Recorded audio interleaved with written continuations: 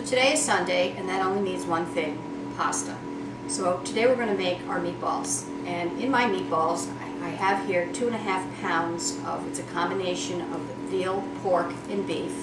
I have 2 cups of panko breadcrumbs, which are unseasoned. I have 1.5 cups of grated Romano cheese, 4 eggs. I have a handful of fresh basil. I have a large sweet onion that I have cut up, and I have garlic. So we're going to start by putting our eggs in our bowl. That's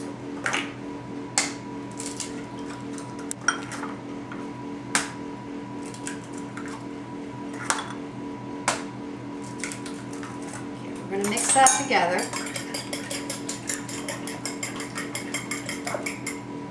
And then we're going to take these ingredients and we're going to put them in the food processor.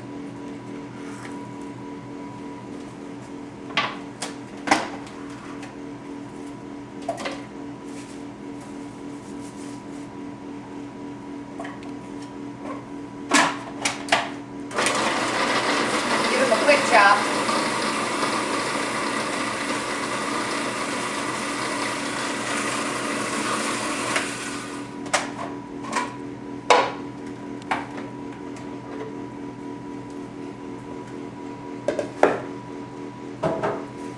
To our eggs, we're going to add our panko. And we're going to add our cheese. I like a lot of cheese.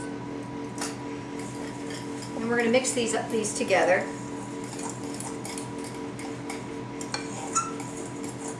And then I'm going to add my onions, garlic, and basil. I love the flavor of basil in my meatballs.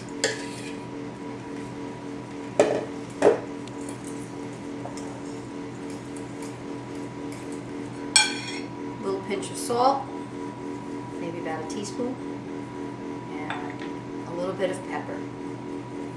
So I'm going to mix these together. Then we're going to add our meat. Okay, in order to not have really hard meatballs, you don't want to mix this too much. So we're going to lightly toss this together, making sure that it's all mixed together, but not crushed.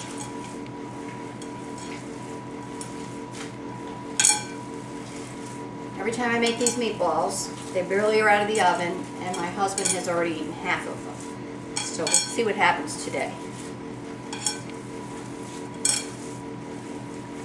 Okay, we're almost ready. We're almost ready to roll. I have here 2 pans, and I have put on top of the pans a silicone baking liner, which helps keep them from sticking to the pan while they're cooking. So I have my oven preheating to 325 degrees convection roast, which turns them out to be a nice brown color, and they don't get hard, and they're tender to the taste. So we're going to roll our meatballs out.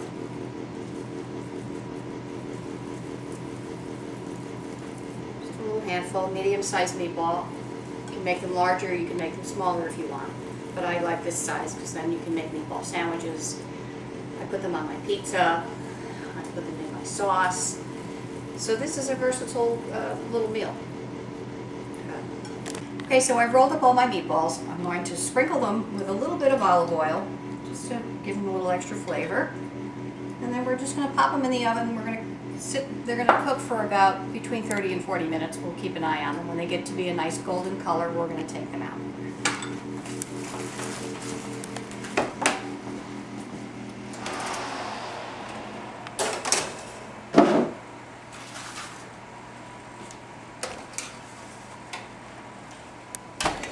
So today I'm going to make my pasta sauce. I'm going to start here with 6 strips of bacon, which I've cut into pieces. I've got a whole onion that I have cut the long way that we're going to put into the sauce. I've got fresh basil and my tomato sauce, salt and pepper. It's a very simple recipe, and it's one of my favorites.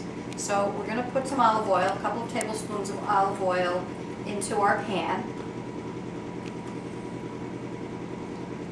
And then to that I'm going to add my bacon.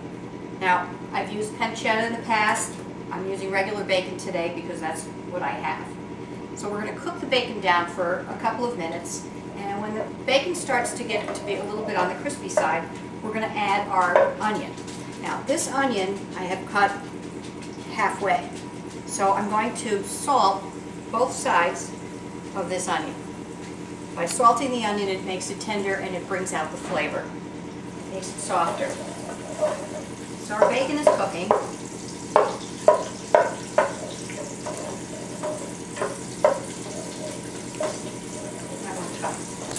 Okay, so the bacon is cooked down. It's not completely cooked, but it's just beginning to get crispy. So now I'm going to add my onion. Now you're going to be a little careful when you do this because the oil can splash back at you. So we're going to drop the onion salted side down first.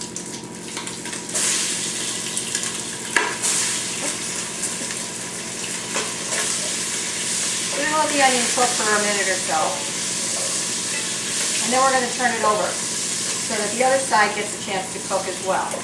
And that'll soften up and it'll give you a really sweet tomato sauce. So while we're doing that, we're going to chop up some basil, which is another main ingredient in this pasta sauce. Get a handful of basil here.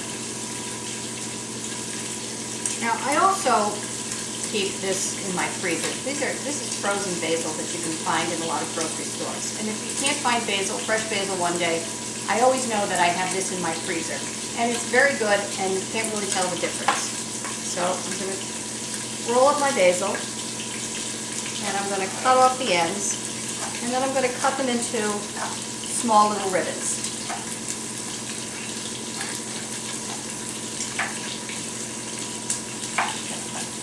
So now I'm going to flip my onion. So I usually do that with my tongs and my wooden spoon. Sometimes the onion will fall apart, but that really doesn't matter because it's all going in the same place. Okay, so we're going to let that cook for a second, and then we're going to turn off our flame, and we're going to add our tomatoes. Now this is 28 ounces of crushed tomatoes that I'm going to add slowly. Now we need for this to cool down just slightly so that it doesn't splash back at me. Slowly do this.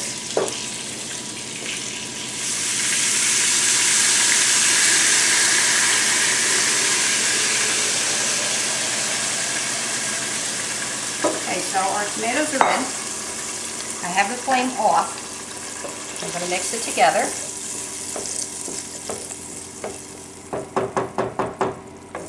And add about 2 or 3 tablespoons of salt. That's kind of up to you, but I think that the salt brings out the flavor in the tomato sauce. Tomatoes always need salt, so. And then we're going to add a couple of pinches of pepper. Now, as you're making it, you can taste it, and if you want it a little saltier, you can make it a little saltier. If not, you can just keep it the way it is. Okay, so we're going to put the flame back on medium. We don't want it too hot. I'm going to add my basil, and in fact, I'm going to use a couple of these. Come in little cubes, and all you do is just pop it in. It's like an ice cube tray full of basil. So we're going to mix this all together. We're going to leave it on medium heat, and we're just going to let it cook. I don't cook my sauce for hours and hours. I like my sauce maybe after about 40 minutes to an hour. This sauce will be absolutely perfect. And it's quite versatile. I use it on my pizza. I use it for sandwiches, if I'm making a chicken parmesan. I use it really all around. And I don't put my meatballs in the sauce because it gives it a different flavor. So when I do take my meatballs out, I take some sauce out and put it in a separate pot, and then I put the meatballs in that so that I have a sauce for certain items and then a sauce with meatballs. Okay, so the sauce is simmering and our meatballs are ready. So as you can see, they're a nice golden brown. So we're going to take them out of the oven and we're going to put them on a plate and we're going to taste them.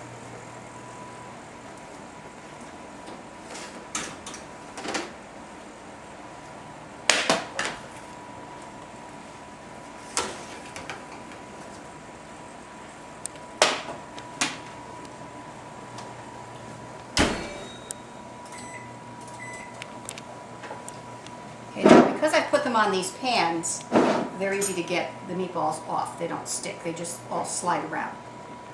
So I'll take a couple of meatballs.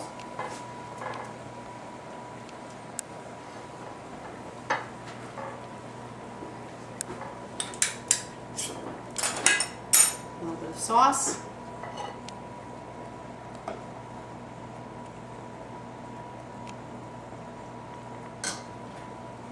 And the only thing missing is a little bit of cheese. And there's our meatballs. And they are absolutely delicious. You can see the inside, you can see the basil, you can see a little bit of the onion, and